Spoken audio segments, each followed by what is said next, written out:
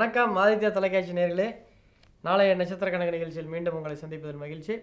நாளைய தினம் ஆங்கில மாதம் 13ஆம் தேதி, தமிழ் மாதம் கார்த்திகை 27, வெள்ளிக்கிழமை, தேய்பிறை பிரதமை, திருவாதிரை நட்சத்திரை, சுபத்திரம் நாமயோகம், கௌளவம் கரணம் ஆகிய சுபதினத்தில் 27 நட்சத்திரங்களுக்கு உண்டான பலன்களை பார்ப்போம். நாளை மேஷராசி அஸ்வினி நட்சத்திரத்தை பொறுத்தவரை உத்தியோகத்தில் உயர்வு கிடைக்கும். பரணி நட்சத்திரத்தை பொறுத்தவரைக்கும் உறவினர்களால் தொல்லைகள் உண்டாகும். கார்த்திகை நட்சத்திரத்தை பொறுத்தவரைக்கும் நண்பர்கள் வருகை உங்களுக்கு அதிகரிக்கும். ரோஹிணி நட்சத்திரத்தை பொறுத்தவரைக்கும் குடும்பத்தில் சந்தோஷம் அதிகரிக்கும். மிருகசீரிஷம் நட்சத்திரம் வங்கி சேமிப்பு, பண வளம் நாளை உங்களுக்கு கூடும். திருவாதிரை நட்சத்திரம் மனதில் கவலை உங்களுக்கு அதிகரிக்கும். புனர்பூச நட்சத்திரத்தை பொறுத்தவரை தேவையற்ற வீணலைச்சல் உருவாகும். பூச நட்சத்திரத்தை பொறுத்தவரைக்கும் நிலம் வீடு சம்பந்தமான நல்ல தகவல் வந்து சேரும். ஆயில்ய நட்சத்திரத்தை பொறுத்தவரை சகோதரர்களுடன் சச்சரவு உண்டாவதற்கான வாய்ப்புகள் உண்டு. மகம் நட்சத்திரத்தை பொறுத்த வரைக்கும் வங்கி சேமிப்பு அதிகரிக்கும். பூர நட்சத்திரத்தை பொறுத்த வரைக்கும் பேச்சில் மிகுந்த கவனம் தேவை. உத்திர நட்சத்திரத்தை பொறுத்த வரைக்கும் செல்வச் சேர்க்கை அதிகரிக்கும். ஹஸ்த நட்சத்திரத்தை பொறுத்த வரைக்கும் குடும்பத்தில் சச்சரவுகள் உண்டாகும். சித்திரை நட்சத்திரத்தை பொறுத்த வரைக்கும் காரியங்களில் வெற்றி பெற செலவுகள் செய்யக்கூடிய சூழ்நிலைகள் உருவாகும். சுவாதி நட்சத்திரத்தை பொறுத்த வரைக்கும் மனதில் சஞ்சலம் உருவாகும். விசாக நட்சத்திரத்தை பொறுத்த வரைக்கும் தண்ட செலவுகள் அதிகரிக்கும். அனுச நட்சத்திரத்தை பொறுத்த வரைக்கும் எண்ணியவை யாவும் எளிதில் நிறைவேறக்கூடிய சூழ்நிலைகள் வரும். கேட்டை நட்சத்திரத்தை பொறுத்த வரைக்கும் உத்தியோகத்தில் செய்தொழிலில் நாளை உங்களுக்கு ஒரு கவனக்குறைவு காரணமாக சிறு பிழை ஏற்பட்டு அதன் மூலமாக மீண்டும் சில நாட்கள் செய்த வேலையை திரும்ப திரும்ப செய்யக்கூடிய சூழ்நிலைகள் உருவாகும். எனவே வேலை விஷயத்தில் கவனமாக இருக்க வேண்டும்.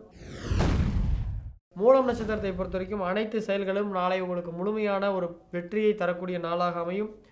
பூராடம் நட்சத்திரத்தை பொறுத்த வரைக்கும் மூத்த சகோதரர்களுடன் பிரச்சனை உருவாவதற்கான வாய்ப்புகள் உண்டு. உத்திராட நட்சத்திரத்தை பொறுத்த வரைக்கும் பரம்பரை சொத்தின் மூலமாக உங்களுக்கு பங்குகள் கிடைக்கும். திருவோண நட்சத்திரத்தை பொறுத்த வரைக்கும் நாளை உங்களுக்கு வெளிநாடு செல்லக்கூடிய யோகம் உண்டாகும். அவிட்ட நட்சத்திரத்தை பொறுத்தவரை தந்தை மூலமாக பணவரவு உண்டாகும். சதய நட்சத்திரத்தை பொறுத்த வரைக்கும் சிந்தனை தடவு, மனதில் ஒரு சிந்தனை உற்பத்தியாகும். அந்த சிந்தனைக்கு தடை ஏற்படும்.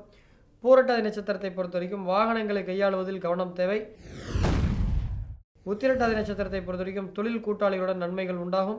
ரேவதி நட்சத்திரத்தை பொறுத்த வரைக்கும் உடல் ஆரோக்கியத்தில் கவனம் தேவை. நண்பர்களே, நாளைய தினத்தினுடைய பலன்களை பார்த்தோம். நாளைய தினத்தின் சிறப்புகளை பார்ப்போம். நாளைய தினம் சிறப்பு என்னன்னு நாம் பார்க்கும் பொழுது, நாளை கார்த்திகை மாதத்தின் 16வது நாள். நாளைக்கு இஷ்டின்னு சொல்லுவாங்க.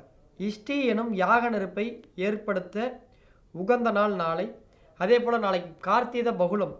பகுளம் என்றால் தேய்பிறை தொடங்கக்கூடிய நாள். எனவே கடனை அடைக்க, நோயை தீர்க்க முயற்சியை நாளை தொடங்கும் பட்சத்தில் அது வெற்றிகரமாக முடியும். நாளை செய்யக்கூடிய சிறந்த நாள் என்று பார்க்கும் பொழுது காது குத்த, சிவபூஜை செய்ய, தொட்டிலில் குழந்தையை முதலாக விட, இதுவெல்லாம் செய்ய நாளை சிறந்த நாள். அதே போல் மரம் செடி போன்ற வகைகளை வாங்க, படுக்கைகளில், அதாவது சில குழந்தைகள்லாம் யூரின் 4 வயசு 5 வயசு பெட்லேயே போயிடும். அது போன்ற குழந்தைகளை நாளை தரையில் போட்டிங்கன்னா அந்த மாதிரி எண்ணங்கள்லாம் மாறிடும். அதே போல் சித்திரங்கள் வரைதல் போன்ற விஷயங்கள் நாளை செய்யும் பொழுது சிறப்பாக இருக்கும்.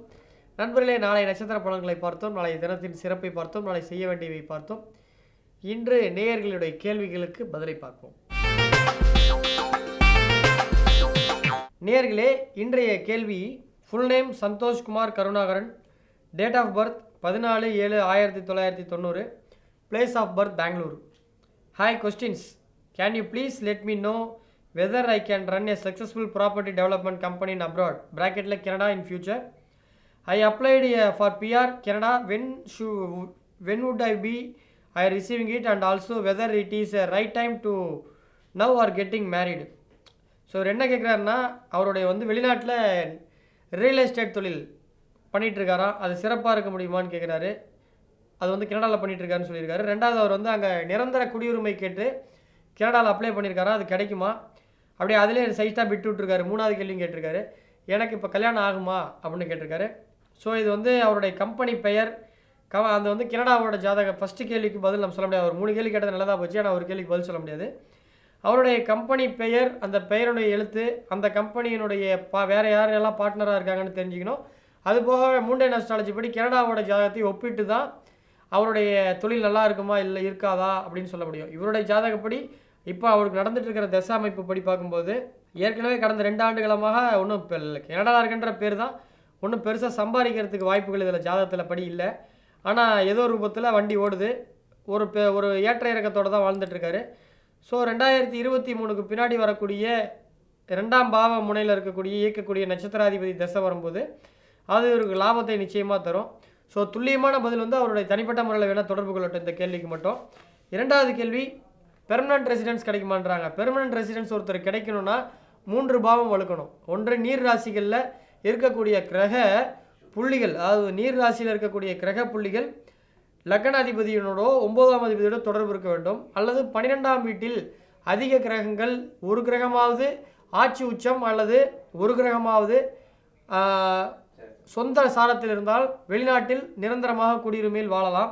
இவருடைய ஜாதகத்தில் பார்க்கும் பொழுது லக்கணம் வந்து மிதுன லக்கணம், லக்கணத்திற்கு 12ஆம் வீட்டில் சுக்கிரன் சொந்த வீட்டில் இருக்கிறார். எனவே இந்த ஜாதகர் கனடாவில் நிரந்தர குடியுரிமை கிடைக்கக்கூடிய தகுதி இருக்கிறது. அது எப்போது கிடைக்கும் என்று பார்த்தால் 2021க்கு பிறகு கிடைக்கும்.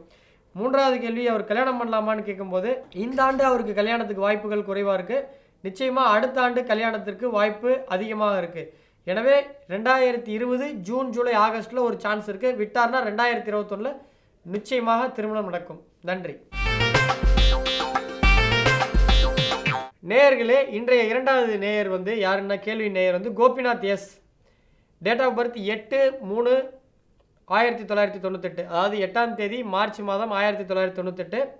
டைம் ஆஃப் பர்த் வந்து காலை 6:17. Place of birth Karur. அவருடைய கேள்வி வந்து 3 அனுப்பிச்சிருக்காரு.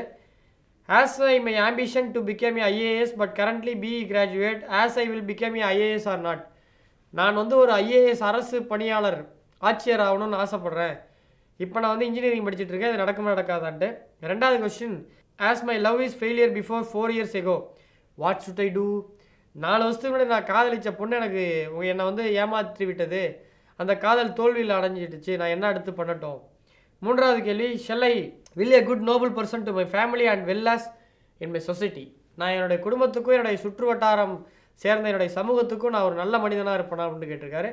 ஸோ இந்த கேள்வியை பார்க்கும் பொழுது இவர் ஏன் காதலில் தோல்வி அடைந்தார்னு பார்க்கும்போது லக்கண ஆதிபத்தியம் பலமாக இருக்கணும். ஆனால் திக்பலமாகவோ உச்ச நீச்சமாகவோ அல்லது நீச்ச பங்கமானாகவோ அவர்களுக்கு தன்னுடைய பொருள் அப்படின்ற எண்ணம் வந்துடும். அதாவது பொசிசிவ்னஸ்ன்னு சொல்லுவாங்க. எனக்கு மட்டும்தான் சொந்தம், என்னை மட்டும்தான் கொஞ்சணும், ஏங்கூட மட்டும்தான் பேசணுன்றவாங்க. அப்படி இந்த பொண்ணை வந்து இவர் ஓவராக டார்ச்சர் பண்ணியிருப்பார். அந்த பொண்ணு வேறு யார்கிட்டையும் பேசக்கூடாது, யார்கிட்டையும் பழகக்கூடாது, ஃபேஸ்புக் வரக்கூடாது, வாட்ஸ்அப் இருக்கக்கூடாது, நைட்டு 10 மணிக்கு மேலே ஆன்லைன் இருக்கக்கூடாதுன்ட்டு ரொம்ப சந்தேகம் கலந்த பொசிசிவ்னஸோடு இருந்திருப்பீங்க. அந்த பொண்ணு இவன்ட்லாம் வாழ முடியாதுன்னு விட்டு போயிருக்கும். ஸோ அந்த பொசிசிவ்னஸ் உங்களுக்கு அதிகமாக இருக்குது.